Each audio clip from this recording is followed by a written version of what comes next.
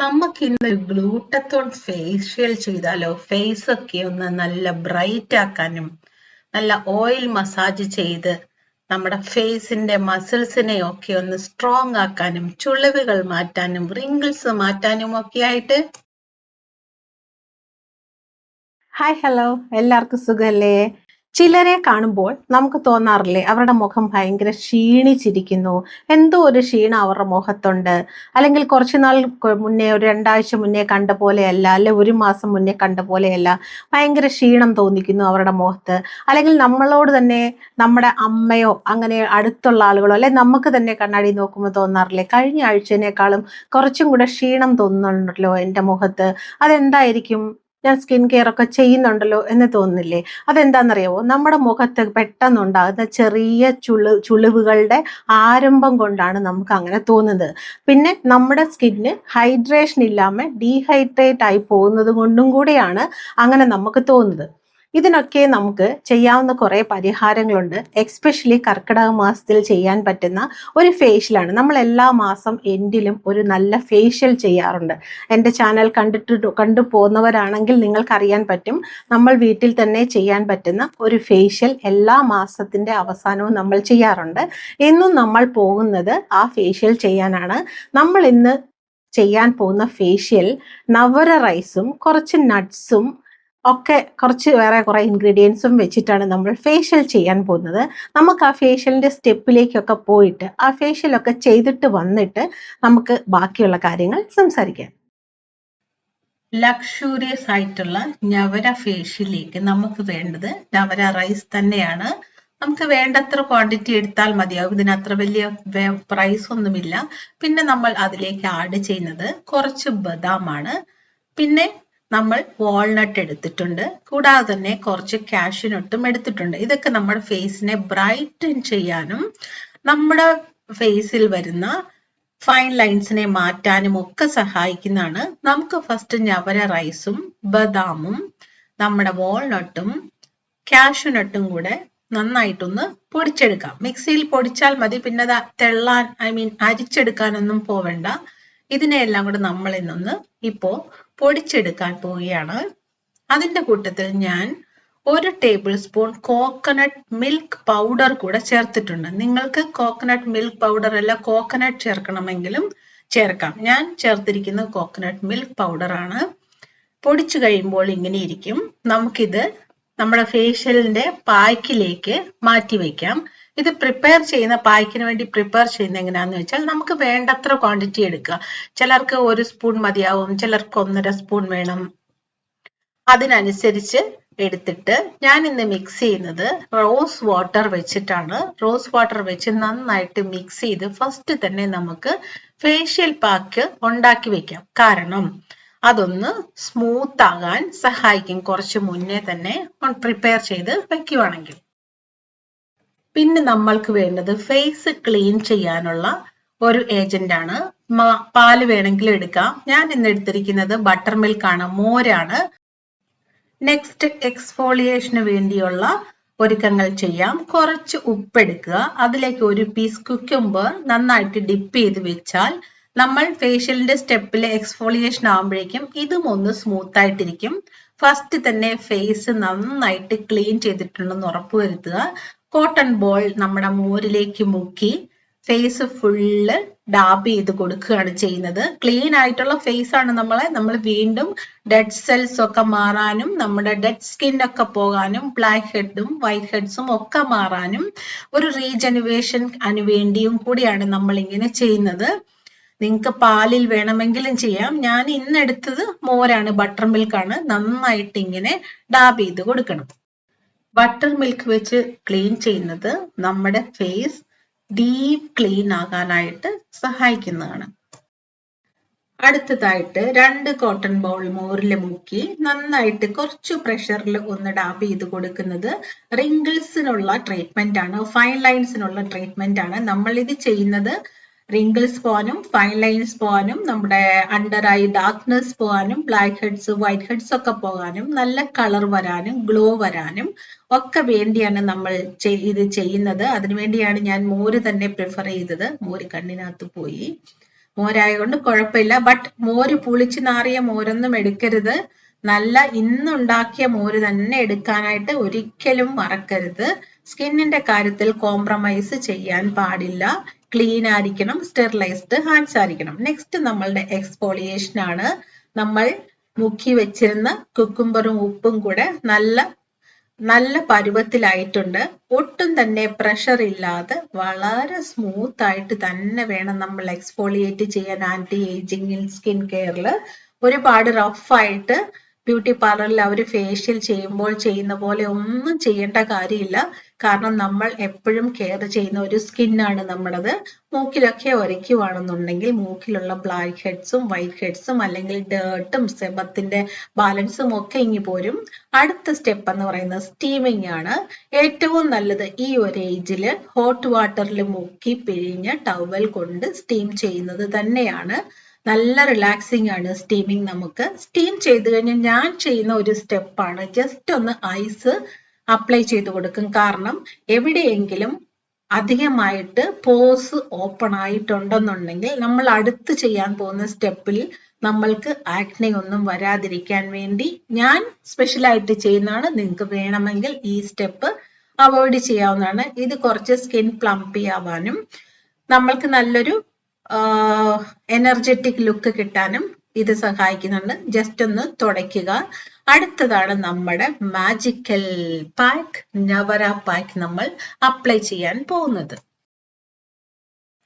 Navara rice gently dead സ്കിന്നിനെ, dead സെൽസിനെ remove ചെയ്യുകയും പോസിനെ അൺക്ലോഗ് ചെയ്യുകയും ചെയ്യുന്നു. ഒരു ഇറിറ്റേഷനും ഇല്ലാതെ നമ്മുടെ സ്കിന്നിനെ ഫ്രഷ് ആക്കിയും ബ്രൈറ്റ് ആക്കിയും നമുക്ക് തരുന്നതാണ്. ആന്റി ഏജിങ് പ്രോപ്പർട്ടീസ് ഒരുപാട് ഉള്ള ഒരു ഇൻഗ്രീഡിയന്റ് ആണ് നവര റൈസ്. ആന്റി ഓക്സിഡൻസ് ഉണ്ട്, നാച്ചുറൽ ഓയിൽസ് ഉണ്ട്. ഈ ഫേഷ്യൽ നമ്മളുടെ ഫൈൻ ലൈൻസിനെ റെഡ്യൂസ് ചെയ്യാനും നമ്മളുടെ സ്കിന്നിന്റെ ഇലാസ്റ്റിസിറ്റി കൂട്ടാനും നമ്മളുടെ വിസിബിൾ ആയിട്ടുള്ള ഏജിങ് സൈൻസിനെ സ്ലോ ഡൗൺ ചെയ്യാനും നമ്മളെ സഹായിക്കുന്നുണ്ട്. വളരെ കാമിങ് ആയിട്ടുള്ള ഹെർബൽ പ്രോപ്പർട്ടീസ് ഉള്ള നവര റൈസ് നമ്മുടെ റെഡ്നെസ്, നമ്മുടെ ഫേസിൽ എന്തെങ്കിലും റെഡ്നെസ് ഉണ്ടെങ്കിൽ അതിനെ കുറയ്ക്കുകയും ഇച്ചിങ് ഉണ്ടെങ്കിൽ അതിനെ കുറയ്ക്കുകയും നീര് വീക്കമൊക്കെ ഉണ്ടെങ്കിൽ അതിനെ കുറച്ച് നമ്മുടെ ഫേസിനെ സ്ലിം ആക്കുകയും ചെയ്യുന്നതാണ്. റെഗുലർ ആയിട്ട് മന്ത്ലി വൺസ് നിങ്ങൾ ഇത് ചെയ്യുവാണെന്നുണ്ടെങ്കിൽ ഹൈപ്പർ പിഗ്മെന്റേഷൻ പോകാനും അൺഈവൻ സ്കിൻ ടോൺ പോകാനും ഒക്കെ സഹായിക്കുന്നതാണ്. അടുത്തതായിട്ട് നമ്മൾ ചെയ്യുന്ന സ്റ്റെപ്പാണ് ഓയിൽ മസാജ് എന്ന് പറയുന്നത്. ഈ പാക്ക് ഇട്ട് 25 മിനിറ്റ്സ് കഴിഞ്ഞ് വേണം നിങ്ങൾ വാഷ് ചെയ്യാൻ. 25 മിനിറ്റ്സ് കഴിഞ്ഞിട്ടാണ് നമ്മൾ ഓയിൽ മസാജ് ചെയ്യുന്നത്.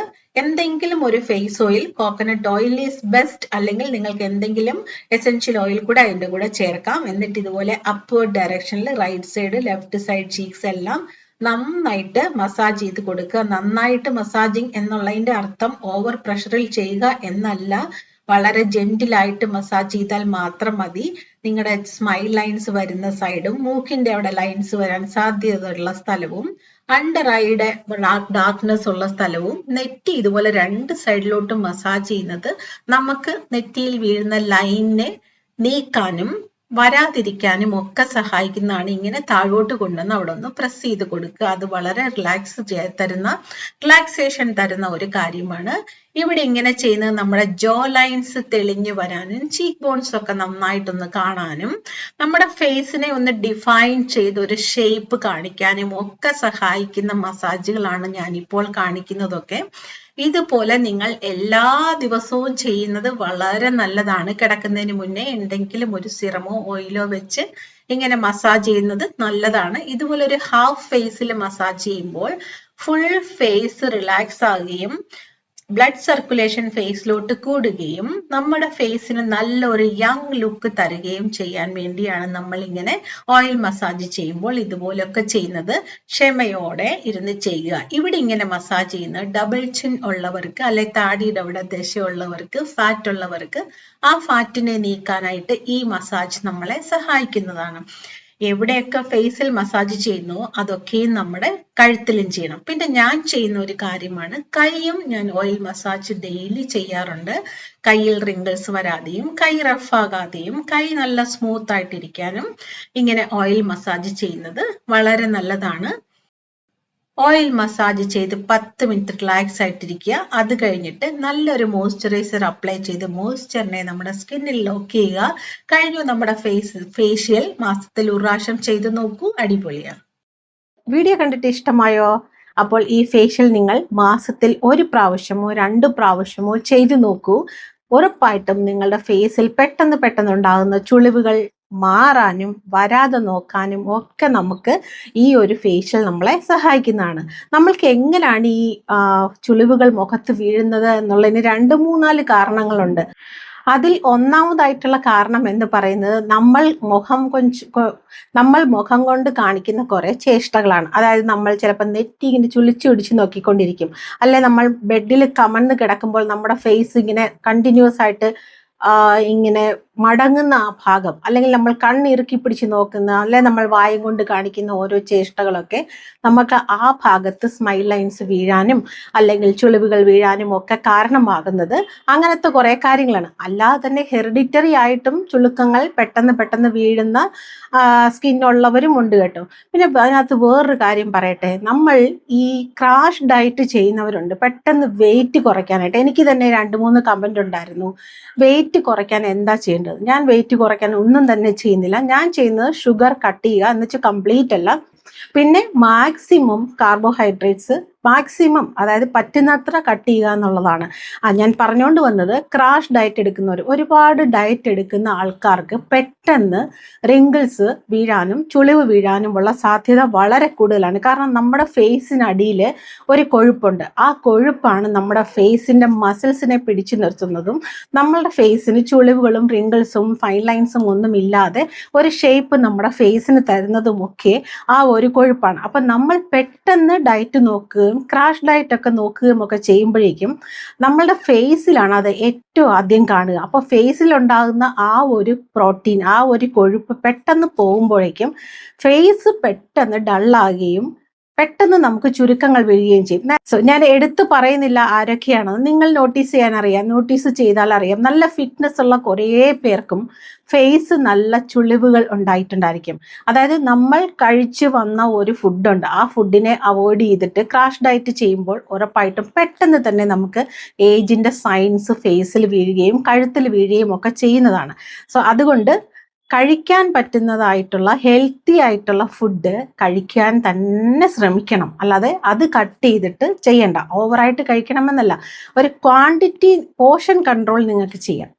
ഇത്ര കഴിക്കുന്നു എന്നുള്ളത് കുറച്ച് കുറയ്ക്കാം അല്ലാതെ ഫുള്ള് അവോയ്ഡ് ചെയ്യേണ്ട ആവശ്യമില്ല. ഇത് പറഞ്ഞതിന്റെ കാര്യം എന്താണെന്നറിയോ? സാധാരണഗതിയിൽ നമ്മളൊരു യൂത്ത് ആയിട്ടിരിക്കുന്ന സമയത്ത്, അല്ലെ നമ്മുടെ ഹോർമോൺസ് കറക്റ്റ് ആണ്, നമ്മൾക്ക് യൂത്ത്ഫുൾനെസ് നമ്മുടെ ബോഡിയിൽ മെയിൻറ്റെയിൻ ചെയ്യാനായിട്ട് സാധിക്കുന്നുണ്ടെന്നുണ്ടെങ്കിൽ ഓട്ടോമാറ്റിക്കായിട്ട് എല്ലാം തന്നെ റീഫില്ലാകുകയും പോയ സാധനങ്ങൾ അല്ലെങ്കിൽ നമ്മൾക്ക് പോയ കൊഴുപ്പുകൾ എല്ലാം തന്നെ നമുക്ക് റീഫില്ല് ചെയ്ത് നമ്മുടെ സ്കിന്ന് നമ്മുടെ ബോഡി ഓട്ടോമാറ്റിക്കായിട്ട് അതിനെയൊക്കെ റീഫിൽ ചെയ്യും. ബട്ട് ആൻറ്റി ഏജിങ്ങിൽ നമ്മൾ ഡയറ്റും ഓവറായിട്ട് കൺട്രോൾ ചെയ്ത് നമ്മൾ വണ്ണം കുറയ്ക്കണം, നമ്മൾക്ക് സ്റ്റൈലാകണം എന്നൊക്കെ ഒരു തോന്നൽ ആ സമയത്ത് നിറയെ വരും.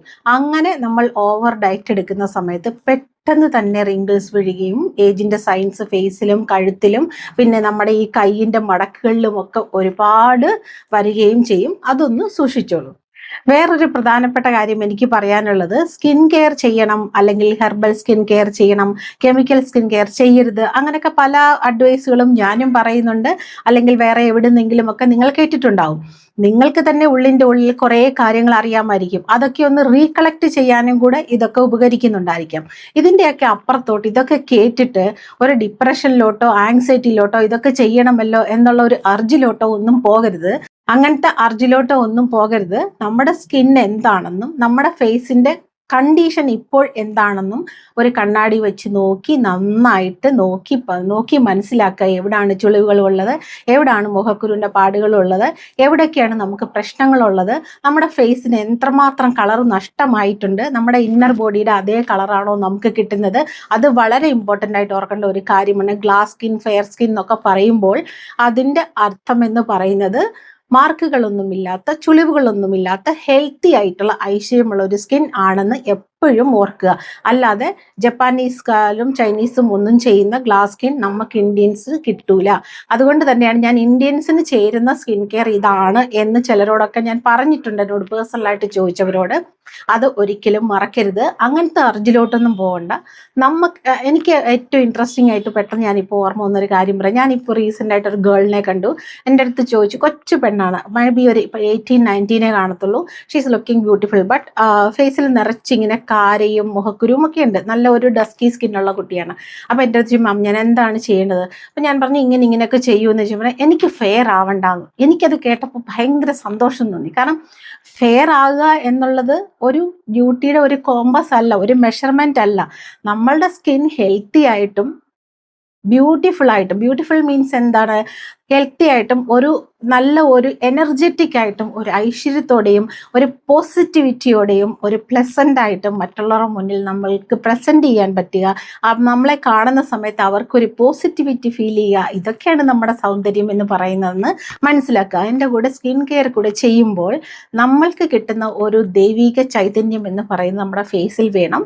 അതൊക്കെ കൊണ്ടാണ് നമ്മൾ സ്കിൻ കെയർ ചെയ്യുന്നത്. പിന്നെ നമ്മുടെ ഉള്ളിൽ എന്തെങ്കിലുമൊക്കെ ഗിൽട്ടോ എന്തെങ്കിലുമൊക്കെ വിഷമങ്ങളോ ഒക്കെ ഉണ്ടെന്നുണ്ടെങ്കിൽ അത് നാട്ടുകാരെ മൊത്തം അറിയേണ്ട കാര്യമില്ല. നമ്മളെപ്പോഴും ഹാപ്പി ആയിട്ടിരിക്കുക. അതൊരു ഹാബിറ്റ് നമുക്ക് തന്നെ നമ്മൾ പറഞ്ഞു കൊടുക്കുന്ന ഒരു വലിയ പാഠമാണ്. നമ്മൾ ഹാപ്പി ആയിട്ടിരിക്കാൻ പരിശ്രമിക്കുകയാണെന്നുണ്ടെങ്കിൽ, നമ്മൾ ഹാപ്പി ആയിട്ടിരിക്കാൻ ട്രൈ ചെയ്ത് കുറച്ച് നാൾ കഴിയുമ്പോൾ നമ്മൾക്ക് എപ്പോഴും ഹാപ്പി ആയിട്ടിരിക്കാൻ മാത്രമേ കഴിയുള്ളൂ.